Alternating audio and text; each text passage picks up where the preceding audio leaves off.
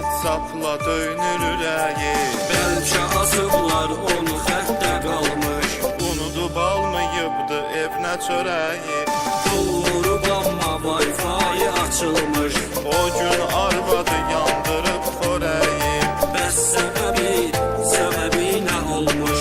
Nə olacaq ki, başı qarışıb WhatsApp'a.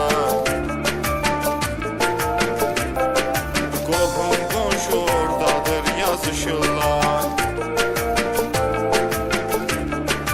Hamı qrupdadır, yığışıb WhatsApp'a.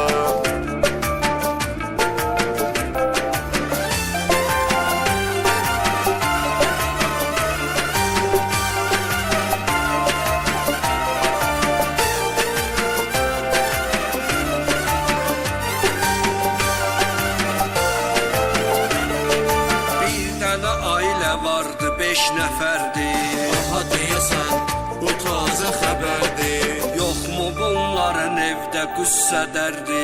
Sən nə bilirsən, bəlkə en qədərdir. Hər gün internetdədir, nə xəbərdir? Yəqin evin böyüyü icazə verdi.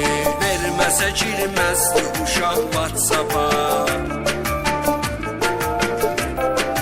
Uşağı yatmağa göndərib girdilər.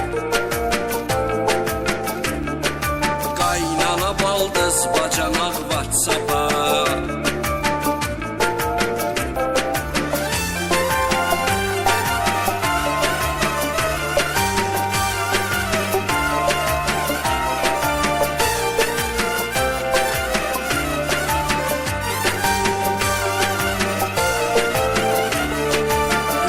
Sevir könül yara bağlanır. N'olub sevgidən danışırsan mənə. Yarım məni hər addımda qısqanır. Sevib dostovu unutmusan yenə.